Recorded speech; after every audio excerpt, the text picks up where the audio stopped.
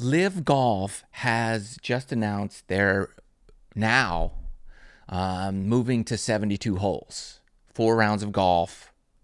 This is interesting because one of the big draws was the fact that it was just 3 rounds. So the reactions, why they did it, and what the PGA Tour has just said regarding those who want to try to join the league. And there's a reason they did it. I mean, shots are being fired, but we really don't know it, but they are big shots. Here we go. Thanks for tuning in to the podcast, by the way. Link in the video description below for our newsletter. Please, if you would, sign up. Also, subscribe to this channel if you haven't done so already. We're talking everything golf, social media golf, professional golf. We dive into everything and hopefully give you a good insight, perspective of what's going on and why it's going on. And anytime we get some insider information, we're happy to share it along with you. I'm right most of the time, not all the time, a lot of time. I've been wrong a couple times, but nonetheless, appreciate your support. All right, so LIV has just announced they're moving to 72 holes. Let's first take a listen to Rory McIlroy's reaction. This is brilliant, and you got to watch for something that is fascinating. So here we go. Here's Rory's take on this whole thing. I think it's a peculiar move because I think they could have got ranking points with 3 rounds. I don't think the 3 rounds versus 4 rounds was what was holding them back. But yeah, I don't. Okay, did you see that right? We just got to stop. Do you see his little eye roll right there? He just gives one of those. Watch. I'll just back it up a sec and just look for that eye roll from Rory. Watch this. Here we go. Was what was holding them back. But yeah, it certainly puts them more in line with traditional golf tournaments and sort of what we've all done. It brings them back into not really being a disruptor and sort of falling more in line with what everyone else does. So, but if that's what they felt they needed to do to get the ranking points, then I guess that's what they had to do. What's hard is the LIV guys are going to play and say potentially they get world ranking points, but because their strength of fields are going to be so weak because a lot of the guys have fallen already in the world rankings because they haven't had ranking points for so long. I don't know if the ranking points are really going to benefit them, So, yeah, it'll be interesting to see how it plays out. It's interesting. First off, I love Rory's just like, you could tell he's like, oh boy, here we go. They're doing it again. He gives this little, and then he pauses for a second, and then he kind of goes into his whole thing. It's classic Rory. I love it. I love this guy when he comments on this kind of stuff. You could see the frustration. Like, here's what's interesting. LIV they're not getting views. Like, no one's watching. We could say, like, I like it. I've always enjoyed the LIV, but they're not getting views, and we'll show you why in a minute. And but his point of they don't have ranking points and they're not going to get ranking points because everybody's dropped so far because they don't get ranking points, like the circular type of logic, but they will get them fast because the good players, the Rahms, the Brysons, and Joaquin Niemans, in the other events they play in, they're going to be so high on the leaderboard that they're going to quickly gain ranking. Well, they get world ranking points when they play these other events.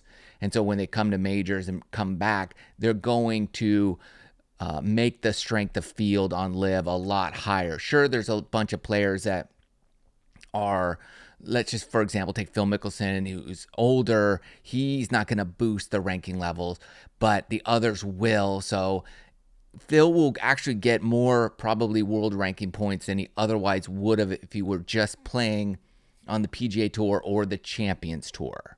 So that will quickly work itself out. But why did they do this? Why did LIV all of a sudden jump to 72 holes? Yeah, one is world ranking points. That's a big factor because a lot of these players who they're trying to attract into the league, they want to make sure that they can still play major championships. So that's a huge reason right there. Also, the fact that it's was 3 rounds and not 4, it's like if you're training to run a mile, but you only ever run 3 laps, but you're really fast for 3 laps, you will like peter out on the fourth lap. Just the gas in the tank is not going to be as full as if you're constantly playing 4 rounds in competition mode. Just mentally, the grind, it's a mental game. We know that. So that mental stamina is what is needed to perform in the major championships. So if you're never training for that, you're never going to have it when you need it in the major championships. So that's going to be probably the main reason why they decided to finally go to 4 rounds. I think it's a great move, but they're going to have to do this, and it's going to be looking at their schedule, because this is something we need to look at here for the LIV Golf schedule ahead in 2026. So here's what's interesting. They start off in Riyadh, and that's in February 5th, 6th, and 7th. So they're going to have to obviously change all these dates because they just made the change of 4 days. So it's going to be whatever, 4th through 7th probably. So all these dates are currently for 3-day competitive events, which they'll update. But look, we go from Riyadh, then we go to Adelaide, Australia, then they go to Hong Kong, Singapore, March, South Africa, March, Mexico City in April, and the United States, which has the largest audience for golf in the world in viewerships. It's just true. That's where most of the views come from. The U.S. doesn't get to really see LIV Golf until May, and so then we get Virginia in May, then they go to Spain, then they go back to Louisiana, or back to the U.S. in Louisiana, and then they're in the U.K., and then Indianapolis in August, and then the playoffs will commence. So it's very interesting that, man, the U.S. doesn't get to see LIV until May. It's a struggle. I know they're trying to do this worldwide event or tour and get worldwide viewers, which they probably are getting a large worldwide audience, but because they don't, because the views are so low, because of the fact that it's bouncing so dramatically from time zone to time zone, that you're never really going to capture a huge audience watching it. They're going to get a lot more streams, online views than network views. And then again, those are not necessarily calculated the same, and hard to verify exactly how many views they're getting. So it's sad that it just doesn't get the views, because the number one viewing audience is the United States for golf. That's where the majority is going to come from. So you got to wait till May before you're really going to see any true traction from the U.S. However, if they continue with the duels and the YouTube piece of it, and if they add to it and build off of that, then they will capture a huge online audience, YouTube audience, which I think they should lean into, because that is really where they're going to see probably the greatest growth in their viewership, is from that audience. All right, so here's what is cool. This January, LIV is doing another promotion event, tournament qualifier, to gain your 2 spots into LIV. So there's a couple different ways you could qualify. You could be part of the Asian Tour International Series, which is like the elevated events on the Asian Tour. And then the top 2 qualifiers, or the top 2 money winners through the International Series, they are going to earn their ring or card, or whatever it is they call it, for the LIV Golf 2026 season. Okay, so that's something cool. Here's what they're also doing is this year they're having another qualifying event. This year it's in Florida at the Black Diamond Ranch outside of Florida. And there's going to be 2 fully exempt spots available to two players for the 2026 season. All right, so here's what is interesting. According to Sports Illustrated and a few others, they're reporting that the PGA Tour has a problem with this qualifier, and any player who plays in this will be subject to a penalty from the PGA Tour. So if you're a Korn Ferry Tour, PGA, if you have any PGA Tour status, PGA Latin America, PGA Canada, Korn Ferry, PGA Tour, any status or potential status, they are going to suspend you if you participate in this. Whereas in the past, if you had no status or some status, you could go try. And if you didn't make it, then you just go on with your life. This is a qualifying event. It's a qualifier. So the PGA Tour is going to suspend people who attempt to qualify in a qualifier. That's a tough one. But here's why they're doing it. Let's look at it. Because you think that's not fair. That's not fair. And if you just read that, you would probably say, that's not fair. How messed up is that? Well, there's a reason. Let me show you why. Okay, here is how you get into this qualifying event. All right, so there's ways to qualify into or have eligibility to play in this qualifier. And so for the round one, here's how this works. There's a large field. So round one, it's 4 rounds. Round one is everybody, who's qualified or exempt into round one. And the top 20 plus ties make it to round 2.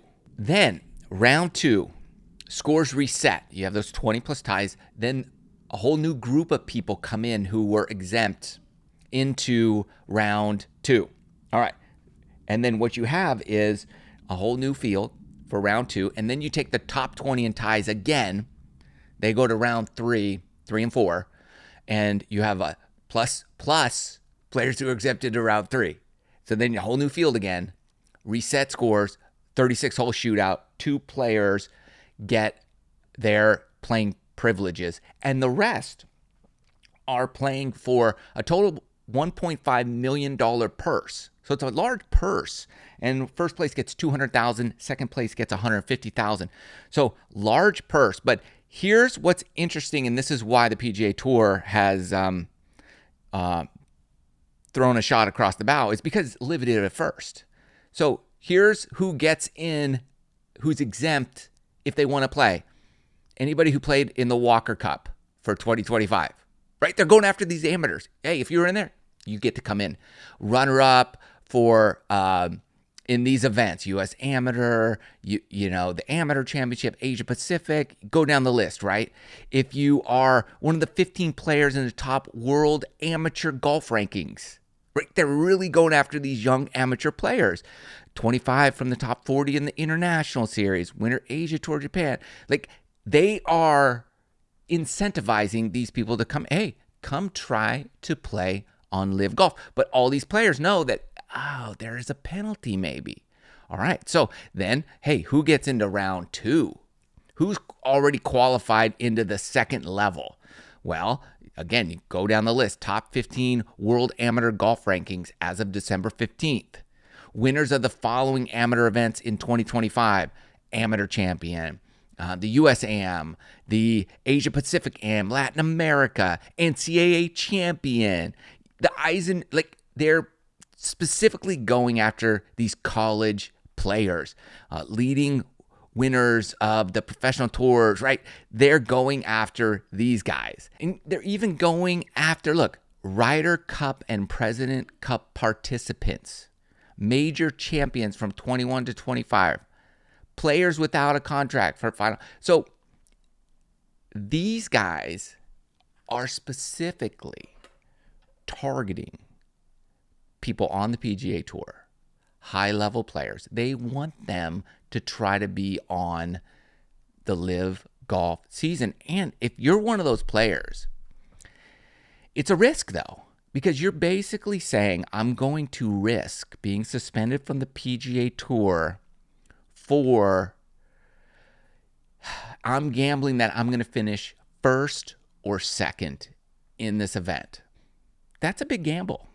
It's just two rounds, really. You're going to have 2 rounds if you're one of those top players. A 36-hole shootout. Do you have the good, like, one, you got to risk a lot. So I don't know if the risk is worth the reward. Sure, there's a lot of money on LIV, and you can go in there, and if you're a confident player, you're going to do it. Obviously, if you don't have any PGA Tour status, then the risk is low. But if you're one of these top PGA players, or you have a lot of exemptions into events, it's a big risk. I don't know if I would take that. I think I would stay personally at this point on the PGA Tour with weeks and weeks and weeks of opportunity versus 36 holes. What would you do if this were you? Would you take the risk to join LIV even with the new changes? Or would you say, you know what? That's a tie. Or do you stay? I need more time. You never know when you're going to be hot and win the event. Or do you say, hey, I'm going all in? So that promotion event is always fun and exciting. And there's 2 people that are winners out of that thing. It's a big gamble. But that's the one that's probably the most exciting one to watch. So that's January 8th through 11th in Florida, Black Diamond Ranch. Thanks for listening. Good luck to you out there. Let me know your thoughts. Peace.